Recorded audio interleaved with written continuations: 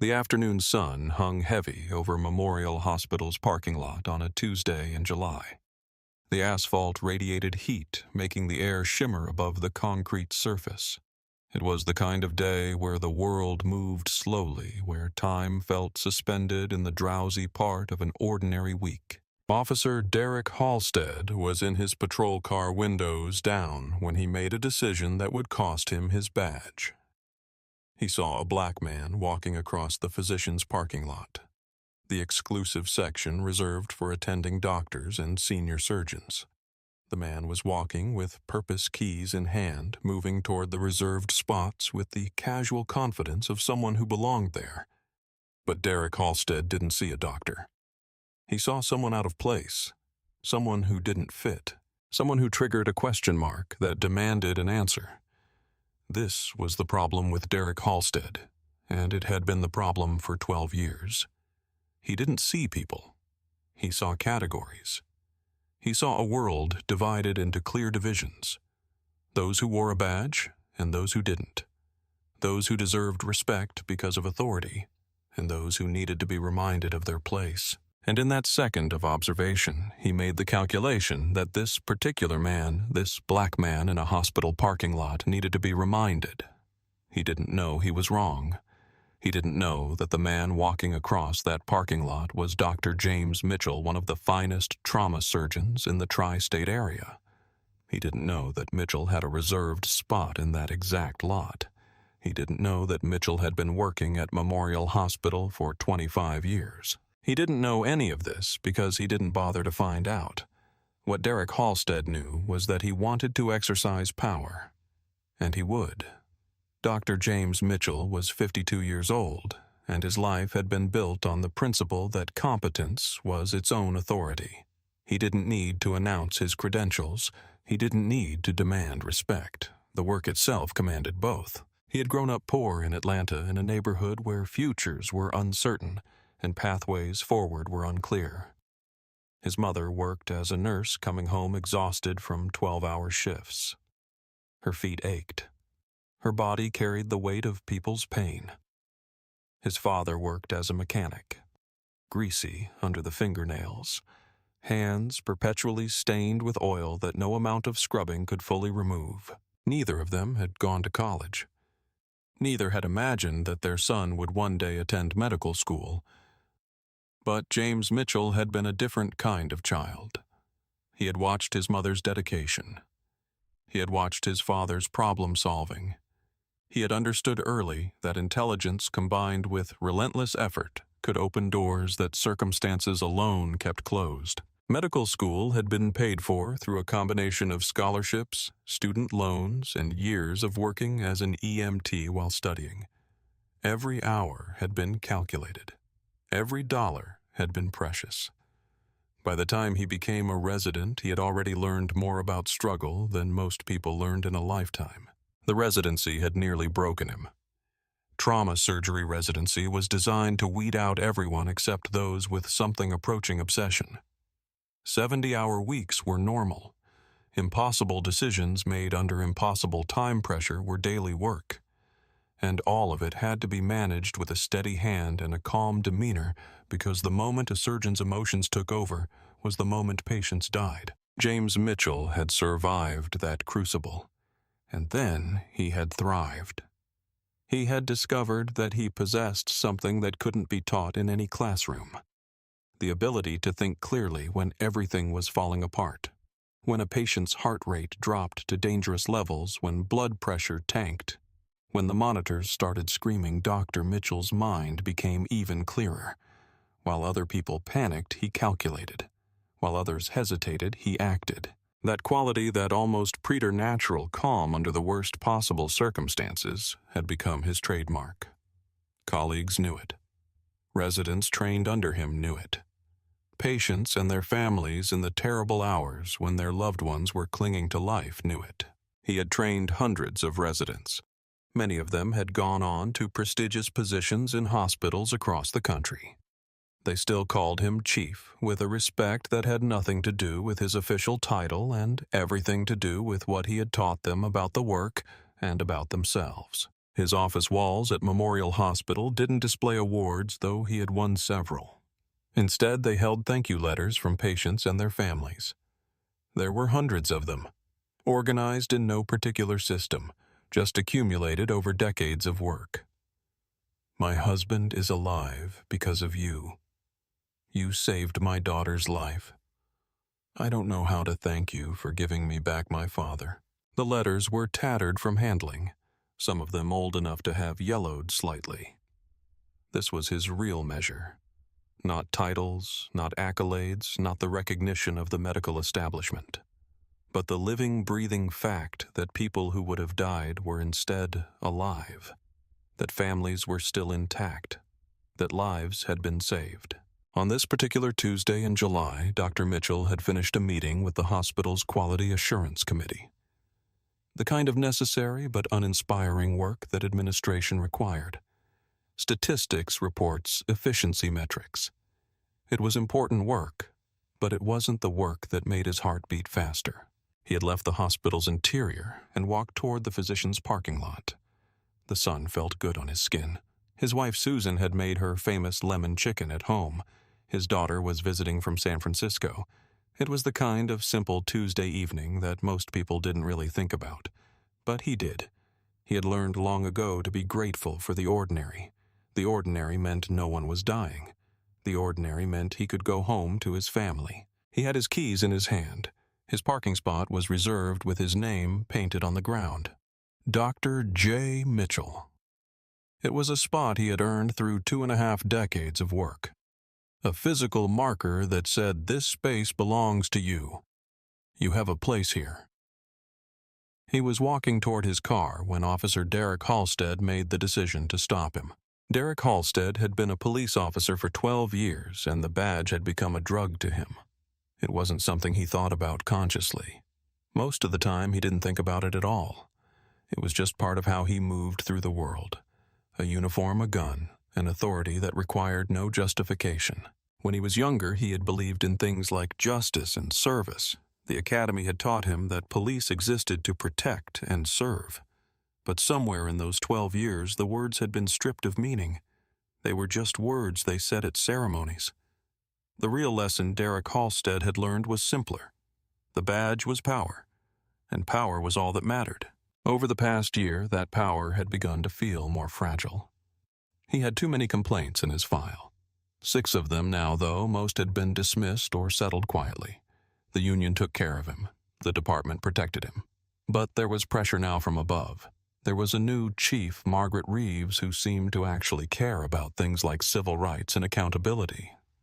She had started asking questions about his stops. She had started reviewing his reports. It made him angry. He had never actually hurt anyone badly enough that it couldn't be managed. He had never crossed a line that couldn't be erased with the right paperwork and the right narrative. He was careful in his way. Calculating. The previous Tuesday, he had stopped a woman in a neighborhood, one of the stops that had prompted the chief's attention. The woman had been respectful. He had asked her to step out of the vehicle. He had made her stand for 20 minutes while he ran her registration, even though there was nothing wrong with her documentation. He had wanted her to understand something. That when he decided something was wrong, it was wrong. That her compliance, her documents, her innocence didn't matter. What mattered was that he could do this, and there was nothing she could do about it. The sergeant had watched body camera footage of the stop. The sergeant had written him up for questionable judgment. It had eaten at him. All week he had been angry about it. He had wanted to do a stop. Several stops, actually, just to remind himself that he still had the power, that he could still exercise it, that no sergeant's memo could take that away. So when he saw Dr. James Mitchell walking across the physician's parking lot, Derek Halstead made the calculation. This man was out of place in a way that couldn't be immediately explained to the untrained eye. A black man in a place reserved for doctors. That was the kind of mismatch that could justify a stop.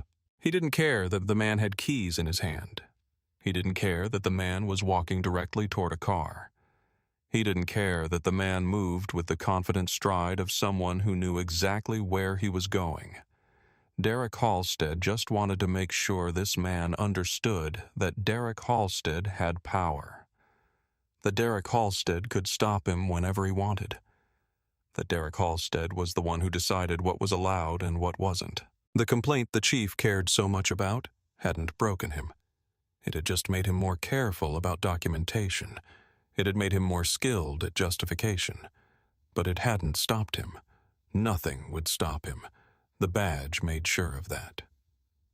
Dr. Mitchell was about 20 feet from his car when the police cruiser pulled into the lot. It wasn't an aggressive movement, not yet. The officer just pulled in slowly, clearly positioning the car so that it was obvious he was paying attention.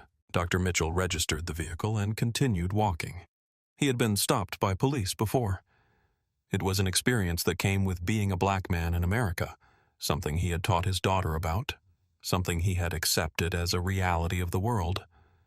It wasn't pleasant, but it was survivable. Officer Halstead got out of the car and approached. Not quickly, but with deliberate slowness. His hand rested casually on his belt near his weapon. It was a gesture that said, "I am armed and aware of it." "Afternoon," Halstead said. His tone stripped any friendliness from the word. Officer Dr. Mitchell replied, stopping and turning to face him. "What are you doing back here?" "I work here," Mitchell said. "I'm a trauma surgeon. I'm just heading to my car." "Is that so?" Halstead's eyes moved over him, assessing. "What's your name?" "Dr. James Mitchell." The title hung there for a moment. Halstead's jaw tightened almost imperceptibly. The title wasn't Sir. The title suggested a kind of authority that didn't flow from Derek Halstead. The title suggested that this man had earned something, that he had credentials that meant something. That was a problem. "I'll need your identification," Halstead said. "I'm not operating a vehicle, officer. I'm walking through a parking lot on the way to my car. There's no traffic violation." Mitchell's voice was level professional, the voice of someone accustomed to explaining technical realities to people with less knowledge. The voice of a teacher. It was for Derek Halstead, the wrong tone entirely. "Did I ask for your explanation?" Halstead's voice had gone colder. "I asked for your ID." Mitchell understood in that moment what was happening. He understood that facts didn't matter. He understood that logic wouldn't help him. He understood that Derek Halstead had decided something was wrong and that no amount of explanation would change that decision. He reached carefully into his jacket and produced both his hospital credential and his driver's license. The credential was on a lanyard with his photograph and title clearly visible. Dr. James Mitchell Trauma Surgery. The driver's license showed his legal name, his address. Everything consistent. Halstead took both documents. He glanced at them. He didn't really read them, just looked long enough to show that he had. He didn't hand them back immediately. He held them, using them as a physical marker of control. "You have a reserved spot here?" Mitchell asked, trying a different approach. "Right over there." "Dr. J. Mitchell." "I've had it for 25 years. You work here long?" Halstead asked, ignoring the question. 25 years, Mitchell confirmed. "Trauma surgery. I'm one of the attending physicians." Halstead finally handed back the documents. He didn't apologize. He didn't acknowledge any of what Mitchell had said.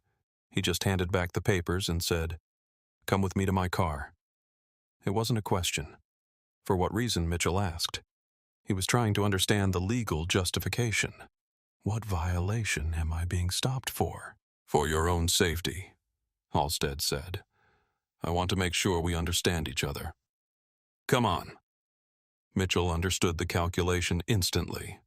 If he refused, he would be arrested for obstruction. If he complied, he was accepting the legitimacy of an illegal stop. There was no winning move in this game. There was only survival. He followed Derek Halstead back to the patrol car. The back of a police cruiser is designed to remind you that you are not free. The doors don't have handles on the inside. The windows are reinforced. There's a metal screen between the front and back seats so you can see the officers but not reach them. You are in a cage and everyone can see it. Before Mitchell got in, Halstead placed him in handcuffs. The metal was cool against his wrists. The officer ratcheted them tighter than necessary. Not brutally tight, but tight enough to be inescapable, tight enough to send a message. You are not going anywhere. You are not in control. Mitchell had treated trauma patients for decades. He had seen what happened to people when they were restrained. He understood the physiological cascade of stress. His own pulse quickened against the metal cuffs. His breathing became slightly shallower. He was a man of 52 who had spent 3 decades training himself to remain calm under the worst possible pressure. He was a man who had looked into the faces of people dying and thought clearly about what needed to be done. And now he was sitting in the back of a police car, handcuffed for the crime of walking to his own car. Sarah Martinez saw this from where she was parked, taking a break from her work as an RN at the hospital. She watched the scene play out with growing discomfort. She saw a man she didn't recognize being placed in the back of a police car. She didn't know who he was or what had happened, but something in the scene felt wrong to her. Something in the officer's demeanor felt excessive. Without fully understanding why, she reached for her phone. She opened the camera application. She positioned her phone so that it was partially hidden so that the officer wouldn't see that she was recording. And she pressed start. Inside the cruiser, Halstead announced, "You're under arrest for loitering in a no-loitering zone." The charge hung there in the small space like a bad smell. "There are no posted no-loitering signs in this lot," Mitchell said quietly. His voice was controlled, but there was now an edge to it. The first crack in his professional composure. "This is a physician's parking lot. I have an assigned spot. I've had it for 25 years. Say another word," Halstead said, "and I'm charging you with obstruction and disrespecting an officer." Mitchell went silent. But his mind was anything but silent. He was thinking about Susan at home, probably checking her phone by now, wondering why he wasn't there yet. He was thinking about his daughter visiting from San Francisco. He was thinking about his patients in the trauma unit who depended on him. He was thinking about whether this arrest would somehow affect his medical license, would create a mark on his record, would change how people saw him. He was thinking about how none of his accomplishments mattered, how 25 years of saving lives didn't protect him, how his position as an attending physician, a position earned through decades of work, didn't give him immunity from arbitrary treatment. He was thinking about the simple, terrible fact that his skin had been enough. His skin had been sufficient justification for all of this. The drive from the hospital to the police station was only about 7 minutes. But in those 7 minutes, something happened that would change everything. At 4:52 p.m., Derek Halstead placed Dr. James Mitchell in the back of his patrol car. At 4:53 p.m., the cruiser started moving toward the exit of the hospital campus. At 4:54 p.m., an ambulance arrived at Memorial Hospital's emergency entrance. The patient inside was a 14-year-old boy named Marcus. He had been shot. There was an entry wound visible in his chest. There was no exit wound, which meant the bullet was still inside him, still embedded in tissue, still potentially damaging vital structures with every movement the boy made. The paramedics brought Marcus directly to the trauma unit. They called ahead. They announced his condition to the surgical team. A code blue was declared. At 4:55 p.m., the hospital's public address system came alive with an announcement that would echo through every hallway, every office, every corner of the building. Code blue, 3rd floor trauma unit. Code blue, 3rd floor trauma unit. All trauma surgeons respond. It was during this announcement, while that call was going out through the hospital, while the surgical team was preparing for emergency intervention, while the boy's life was being measured in single-digit minutes before permanent damage, that Derek Halstead was driving Dr. James Mitchell toward the police station. 300 feet. That's the approximate distance from the parking lot to the trauma unit. A distance that could be covered in under a minute on foot. A distance that might determine whether a 14-year-old boy lived or died. Dr. Mitchell heard the code blue announcement through the radio in the cruiser. He heard it clearly. His body recognized it before his mind fully processed it. His pulse jumped. His breathing changed. He understood immediately what a code blue meant. He understood the timeline. He understood that somewhere in the hospital right now, someone was dying. Someone's heart had stopped. Someone had minutes, single-digit minutes, before irreversible damage occurred. And the person most qualified to save that life was sitting handcuffed in the back of a police car. "Officer," Dr. Mitchell said. His voice cut through the car's interior. He wasn't using his professional tone anymore. He was using his emergency tone, the tone he used when time mattered more than civility. "I need you to release me immediately." "You're under arrest," Halstead said flatly. He didn't even look at Mitchell in the mirror. "There's a code blue in the hospital. That means cardiac arrest. That means someone is dying. I'm a trauma surgeon. I need to be in that hospital right now." "You're in custody," Halstead replied, as if this was sufficient explanation for why Mitchell should accept the fact that someone was probably dying without him. Mitchell felt something shift inside him. He felt the professional composure that had carried him through decades of impossible decisions start to fracture. Not dissolve entirely, but crack. His hands pulled against the cuffs. His breathing became faster. "Please," he said. And the word carried weight. The weight of understanding that his compliance, his politeness, his professional authority meant nothing. The weight of desperation. "Release me, please. A patient needs me. You're under arrest," Halstead repeated. He said it like it was the only argument necessary, the only justification required. He drove. He continued driving toward the police station, even though somewhere 300 feet away, even though somewhere in the hospital that was providing the salary that gave him authority, even though somewhere in the community he was supposed to protect a 14-year-old boy was flatlining. In the operating room on the 3rd floor, Dr. Patricia Liu was racing against a clock that only she could see. She had been in emergency medicine for 15 years. She was skilled. She was careful. She was making good decisions under impossible time pressure. But the bullet had fragmented. The bullet had shattered into pieces, and those pieces had spread throughout the thoracic cavity. One piece was dangerously close to the heart. Another was dangerously close to a major vessel.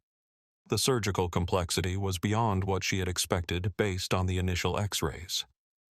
"Where's Mitchell?" she asked her team during the procedure. He didn't respond to the code blue someone answered. Patricia Liu's hands continued their work, but her mind registered this. Mitchell was the trauma unit's attending physician. Mitchell was the one who handled cases this complex.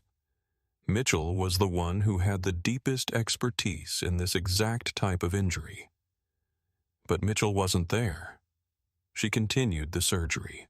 She made every decision correctly. She moved with precision and speed. But she was working at the edge of her expertise in territory that felt slightly beyond her comfort level. 43 minutes later, the surgery was complete. The boy was stable. The bullet fragments had been removed. The damaged tissue had been repaired. Marcus was alive. He was alive by 6 centimeters. That was the measurement that Patricia Liu understood. 6 centimeters in either direction, and one of the bullet fragments would have been in a location that she couldn't safely manage. 6 centimeters, and she would have had to call for Mitchell to come in as a consultant to make decisions she wasn't qualified to make alone. 6 centimeters, and Marcus would have died. Sarah Martinez's video had captured everything. 11 minutes of footage showing the encounter from beginning to end. The footage showed the parking lot. It showed Dr. Mitchell walking calmly. It showed Officer Halstead approaching. It showed the exchange of credentials. It showed the moment when Halstead decided to make an arrest. Most damning, the footage showed the moment when the hospital's PA system announced the code blue. The timestamp was clear. The audio was unmistakable. The code blue was called while Dr. Mitchell was already in police custody. Sarah Martinez knew what she had recorded was important. She knew that the officer's actions seemed wrong. But she also knew that stepping forward with this video would make her a witness. It would involve her in something larger than herself. She waited until evening. She composed a text message to Chief Margaret Reeves. She wrote, "Chief, you need to see this," and she sent the video file. Chief Reeves received the message at 6:15 p.m. while she was still at her office downtown. She watched the video once carefully from beginning to end. Then she watched it again. By the second viewing, her jaw was clenched. She understood immediately what had happened. She understood that Derek Halstead had arrested a trauma surgeon during a medical emergency for a crime that didn't exist. She understood that the arrest had delayed emergency care. She understood that a child's life had hung in the balance because a police officer had prioritized exercising power over preserving life. Margaret Reeves had been chief of police for 3 years. She had spent those 3 years trying to change a department that was resistant to change a department that protected its own, a department that had learned over decades that consequences were negotiable. She had been waiting for a moment like this, a moment with clear video evidence, a moment where a police officer's bias was absolutely undeniable, a moment where the consequences of that bias were visible and quantifiable. Now she had it. She called Derek Halstead's supervisor. She told him to get Halstead to the station. She told him to have Halstead available for questioning. Then she called her legal team. She told them to prepare federal civil rights violation charges. Then she made phone calls to the hospital administration. She told them that Dr. Mitchell would be released within the hour and that the department would be taking immediate action. Then she began compiling Halstead's file. All 6 previous complaints, all the dismissals, all the circumstances that had enabled him to continue policing despite a clear pattern of abuse. The machinery was starting to move. Slowly at first, but with inevitability. As Chief Reeves dug deeper into Derek Halstead's history, she found something that explained much of why he had never been held accountable in 12 years of questionable conduct. His citations weren't random. The data was clear on this. She pulled the records personally. 73 parking citations issued by Derek Halstead over 4 years. 68 of those citations were for minor violations. 63 of those citations were issued in minority neighborhoods. The specific neighborhoods he patrolled were chosen strategically, and the revenue those citations generated, $150,000 over 4 years, went directly into the city's general fund. That revenue in turn justified the expansion of police presence in those neighborhoods. It justified the department's budget. It justified Halstead's own position. He wasn't just a racist cop. He was a profitable racist cop. The department knew this. The leadership knew this. The system was designed with this knowledge built in. By the next morning, the story had left the police department's internal universe and entered the public sphere. The media had learned about a trauma surgeon arrested during a medical emergency. The media had learned about video evidence. The media had learned about the timing. The code blue call happening while the surgeon was already in custody. The headlines didn't hide the implications. Police officer arrests. Black doctor during code blue. Medical emergency delayed by unlawful arrest. Hospital demands accountability from police department. The story moved beyond the local level by noon. National news organizations started picking it up. Legal experts started being quoted. The Department of Justice announced that they were opening a preliminary inquiry into the police department's practices. Chief Reeves held a press conference. She stated clearly that Dr. James Mitchell had been unlawfully arrested. She stated that the arrest had no legal justification. She stated that she had ordered the suspension of Officer Derek Halstead pending a federal investigation into civil rights violations. She stated all of this while cameras rolled and reporters pressed forward with questions. The response was immediate. The police union announced they would fight the suspension. Halstead's attorney released a statement claiming that the stop had been lawful and that Halstead was being treated unfairly. But the video was undeniable. The code blue timing was undeniable. The fact that Dr. Mitchell had a reserved spot in that parking lot was undeniable. The narrative. The department had always been able to control the narrative of individual bad officers. Isolated incidents, things being handled internally, was suddenly exposed for what it was. A cover story. A mechanism for enabling continued abuse. Dr. James Mitchell had been released from custody without charges. The arrest had been determined to be unlawful. But the arrest had happened. He had been handcuffed. He had been placed in a police car. He had been treated like a criminal. He could have taken a settlement from the city. He could have accepted a confidential payment and disappeared from the public conversation. He could have protected his privacy and moved forward with his life. But he made a different choice. He agreed to testify at the city council hearing. He brought his expertise with him. He sat in front of the council and explained what a code blue meant to people who had never been in a trauma unit. He explained what it meant that a surgeon was in custody while a child's heart wasn't beating. He was asked by council members if the arrest would affect his willingness to respond to code blues in the future. "No," he said. "I will always respond. I took an oath to save lives. That oath doesn't change based on how I'm treated outside the hospital." He was asked if he believed the arrest was motivated by race. He paused before answering. The officer saw a black man in a place he didn't expect to see a black man. He made assumptions based on that. Whether that's what he would consciously call racism, I don't know. But I know what I experienced, and I know what the effect was. He was asked if he believed the system was designed to protect officers like Halstead. "Yes," he said without hesitation. "I believe the system was designed to protect police officers. And I believe that creates environments where racism can flourish. I believe that without external pressure and oversight, without people watching and recording and demanding accountability, the system protects its own." He spoke clearly. He spoke from knowledge, and his testimony carried weight. Memorial Hospital's legal team had been moving fast from the moment they understood what had happened.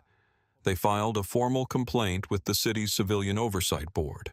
They included Sarah Martinez's video. They included Dr. Patricia Liu's surgical notes. They included a timeline showing exactly when the code blue was called and exactly when Dr. Mitchell was placed in custody. The hospital administration announced new policies. They would require that all police interactions on hospital grounds be recorded. They would establish a liaison position that reported to both the police department and the hospital administration. They would create a legal fund to support patients and staff members who experienced police misconduct. These weren't just policy changes. These were structural changes to how the hospital interacted with law enforcement. These were changes that acknowledged that the old system had failed. Dr. Patricia Liu was interviewed by the media about her experience performing surgery without the trauma unit's attending physician present. She was direct about what had happened. "I made every correct decision," she said. "I worked quickly and carefully.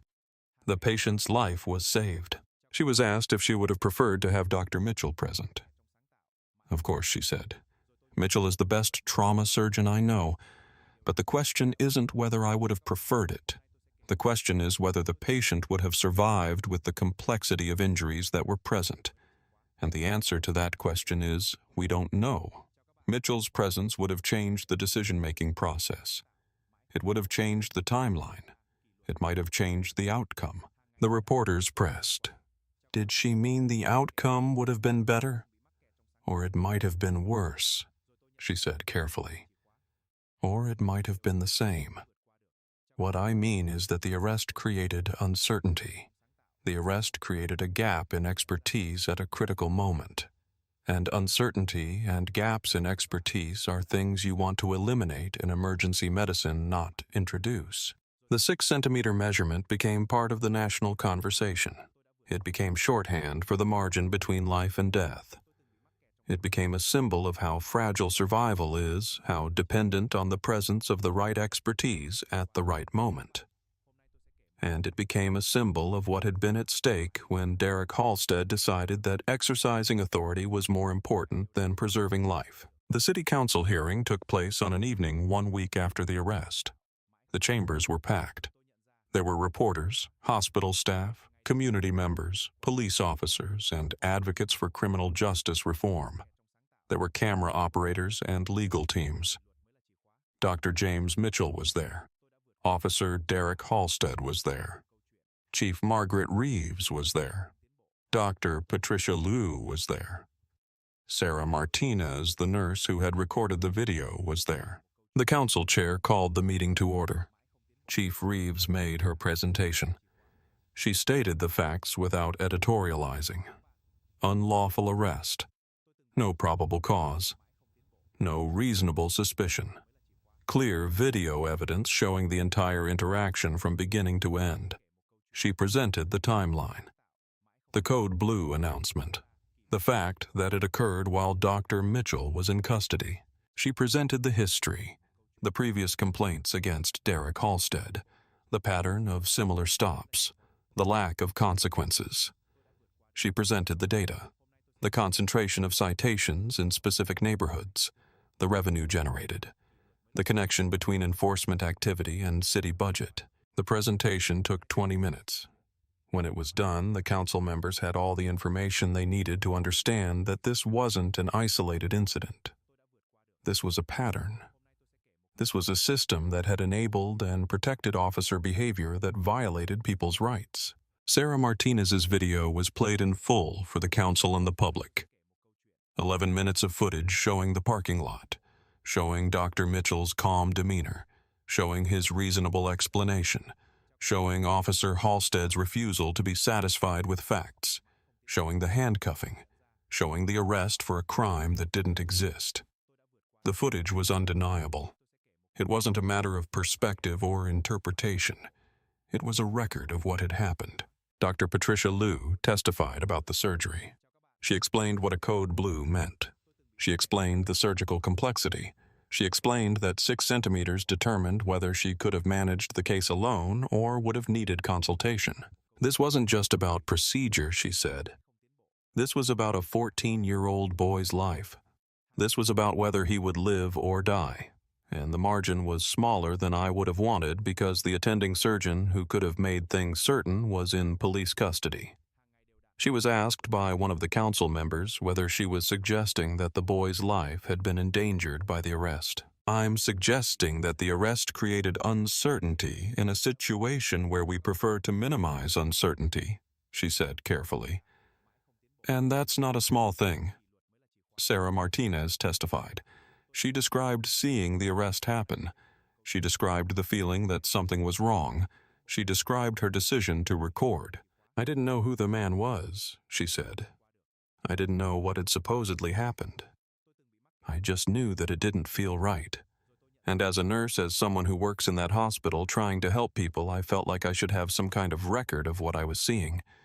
She was asked if she had expected her recording to lead to this hearing, to all of this. No, she said. I just thought it was important to have the record. I didn't expect to be testifying in front of the city council. Dr. James Mitchell testified. He described the encounter. He described being stopped for the crime of walking to his car.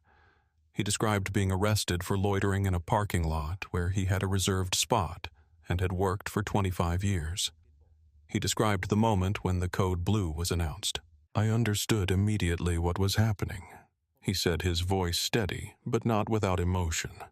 I understood that someone was dying. I understood that in my profession, when Code Blue is announced, you respond because time is the enemy and every second matters. And I understood that I was going to be unable to respond because I was in the back of a police car. Council members asked him if he believed the arrest was motivated by race. The officer saw a black man in a place where he had decided in that moment that a black man shouldn't be. Mitchell said. Whether he acknowledges that as racism or not, I don't know.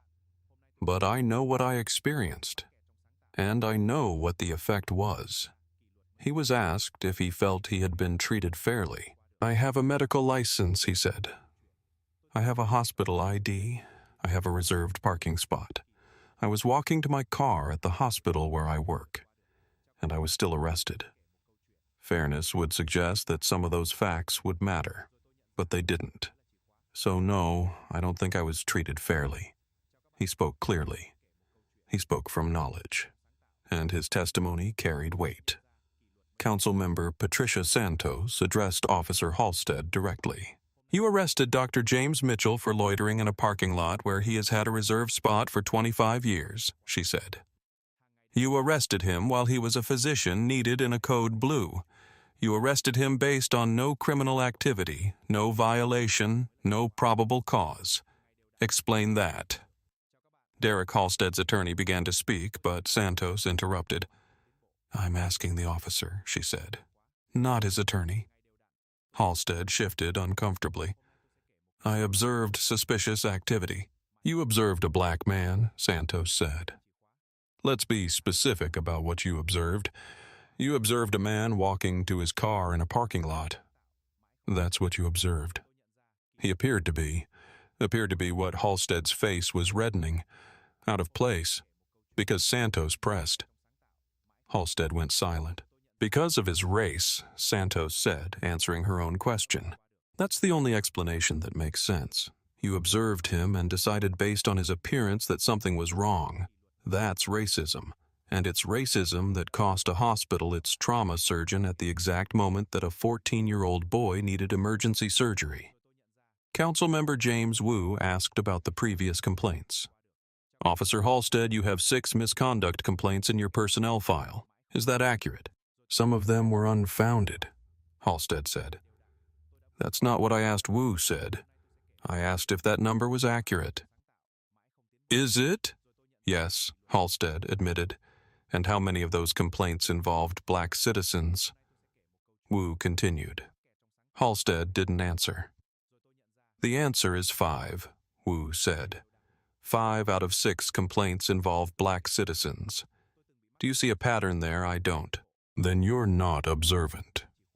Wu said, his voice cold. Because the pattern is obvious. You target black citizens, and this department has allowed you to continue doing it. Councilmember Santos called for a vote. The motion was to suspend Officer Derek Halstead, pending federal investigation to file civil rights violation charges, to mandate policy changes in the police department, including body cameras, quota prohibition, and civilian review board authority, and to award compensation to Dr. James Mitchell for the unlawful arrest. Councilmember Robert Patterson voted no on the suspension. One incident doesn't define a career, he said. 12 years of service should count for something. 12 years of service during which he had 6 misconduct complaints, another council member responded. That's not one incident. That's a pattern. Even so, Patterson said, he deserves due process. He's getting it. Santos said, the evidence is presented. The council votes. That's the process. The council voted. Suspension. 4-1 in favor. Derek Halstead was suspended pending federal investigation. Policy changes. 5-0 in favor. Body cameras would be mandatory. Quotas would be prohibited. A civilian review board with subpoena power would be established. Compensation. 4-1 in favor. The city would pay Dr. James Mitchell a settlement for the unlawful arrest and the trauma of the experience. Derek Halstead's badge was taken from him that evening. His career was suspended. And even though appeals would be filed, even though the union would fight everyone in the room, understood that his time as a police officer was effectively over. No other department would hire him. The stigma was permanent. In the weeks and months that followed, the story continued to generate attention. The federal investigation into Derek Halstead proceeded. The police department implemented the new policies. Body cameras were issued to all officers. Footage was made public within 72 hours of incidents as required by the new ordinance. A civilian review board was established with actual authority to investigate complaints and recommend actions. The board held its first meeting in September. Dr. Patricia Liu was asked to testify about the experience of performing surgery without the attending surgeon. She spoke at medical conferences. She wrote articles about the connection between policing practices and medical outcomes. The case became a reference point in conversations about police reform. It became a case study in how a system designed to protect its own could be exposed and changed when the right person, in this case, a nurse with a phone camera, had the courage to record and share the truth. 6 months after his arrest, Dr. James Mitchell returned to the physician's parking lot on another Tuesday afternoon. His daughter was visiting again from San Francisco, just as she had been on the day of the arrest. He had arranged to show her around the hospital, to walk the halls where he spent his professional life, to introduce her to the work that had shaped him. As they walked toward the lot, a young officer, someone new to the department hired after the changes, was patrolling the area. The officer saw Dr. Mitchell, glanced at him, and nodded respectfully. Not obsequiously, not nervously, just professionally. The nod of one person acknowledging another. It was a small moment. It was easy to miss. But it was different from what would have happened 6 months earlier. The officer had been trained differently. The officer knew that he was being watched, that his actions were being recorded, that his decisions would be subject to review. "Is it safe now?" his daughter asked him as they walked toward the car. Dr. Mitchell considered the question carefully. It was the question that mattered most. It was the question that went beyond his own experience to speak to something larger. "It's safer," he said finally. "We made it safer.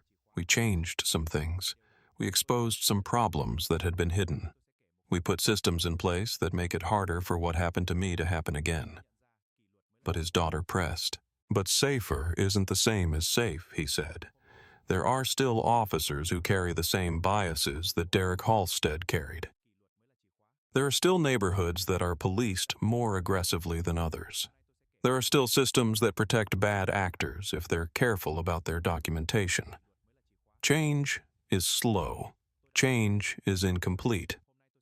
But change happened." They reached the car. The parking lot was peaceful. The afternoon sun was warm. It was an ordinary Tuesday, the kind that most people didn't think much about. But it wasn't entirely ordinary. Because a child named Marcus was alive. Because a trauma surgeon had refused to be silenced. Because a nurse had pressed record. Because a police chief had chosen accountability over protection. Because a city council had voted for justice. These things mattered. They had ripples that would extend beyond this moment, beyond this parking lot, beyond this one story. In the months and years that followed, the changes continued to deepen. Other hospitals began implementing policies similar to Memorial Hospital's.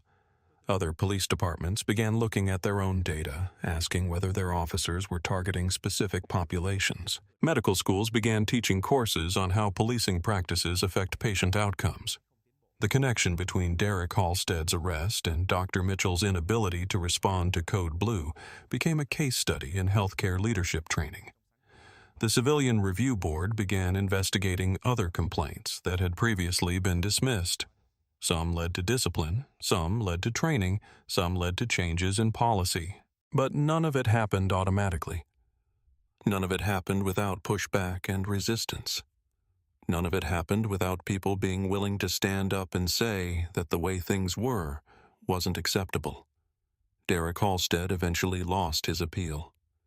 The federal investigation concluded that his pattern of behavior constituted a pattern of civil rights violations. A lawsuit filed by previous victims of his stops was settled. The department he had worked for was forced to acknowledge through policy changes and training requirements that Derek Halstead was not an aberration but a product of systems that had enabled him. That was the real victory. Not that one officer was punished, but that a system was exposed and changed.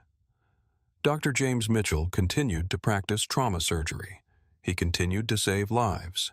He continued to respond to Code Blues. He continued to mentor the next generation of trauma surgeons.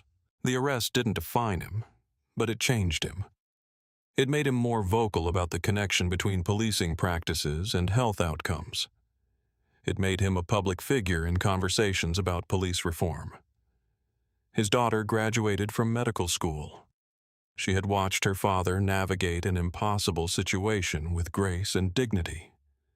She had watched him refuse to be silenced or hidden, and she had chosen to follow in his footsteps. Sarah Martinez continued to work as a nurse at Memorial Hospital. She had become a symbol of the importance of bearing witness, of being willing to record injustice, even when it's uncomfortable, even when it might involve you in something larger than yourself. But not everything changed. Some communities were still policed more heavily than others. Some officers still carried the same biases. Some systems still protected their own. The fight wasn't over. The arrest had exposed a problem and catalyzed change, but it hadn't solved the problem. It had showed that change was possible, but it had also shown how much work remained. On a Tuesday afternoon, driving home from the hospital with his daughter beside him, Dr. James Mitchell received a text message. It was from Marcus, the 14-year-old whose life hung by 6 centimeters. Marcus was in high school now, healthy, thriving. "Thank you," the message said, "for not giving up." Dr. Mitchell read the message twice. He thought about all the people who had played a role in making sure that Marcus had a future. The paramedics who brought him in.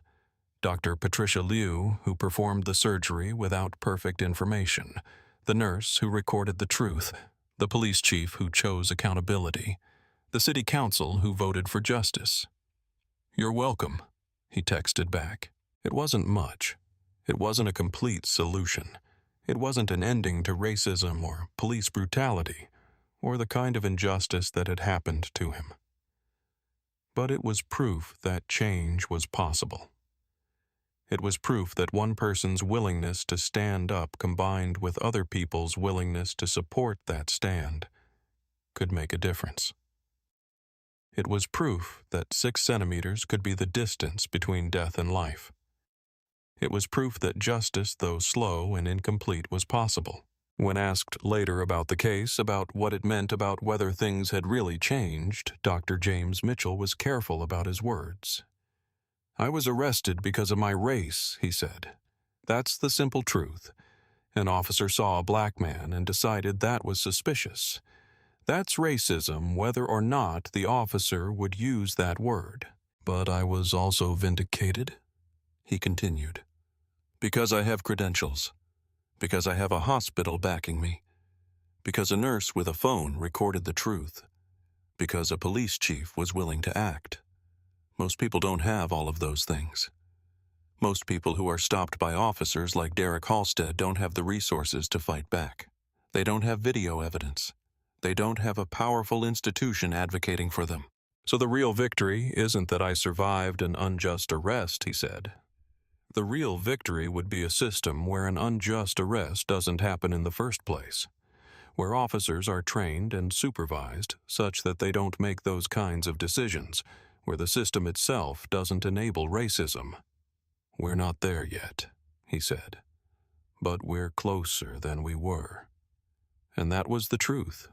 Not a fairy tale ending, not a complete victory, but movement, progress, proof that change was possible.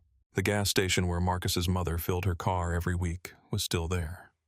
The police still patrolled, but now there were cameras. Now there was oversight. Now there were people watching. That was the real difference. If this story meant something to you, if it made you think about the connection between power and accountability, if it made you understand how fragile survival can be and how dependent on systems and people, then remember one thing. These kinds of changes don't happen automatically. They happen because people are willing to pay attention. People are willing to record. People are willing to stand up. Derek Halstead was enabled by a system that didn't watch, by a department that didn't hold him accountable, by a union that protected him, by a lack of transparency and oversight. That system changed because people demanded it, because people recorded it, because people refused to look away. If you see injustice, record it if you can. If you have a platform, use it to tell these stories. If you work in systems that need change, be the person who pushes for it. If you have the courage to stand up, do it. Because 6 centimeters is the difference between life and death. And sometimes your willingness to pay attention to record to demand accountability is what makes the difference. Subscribe to our channel for more stories about justice, accountability, and the power of ordinary people to change systems.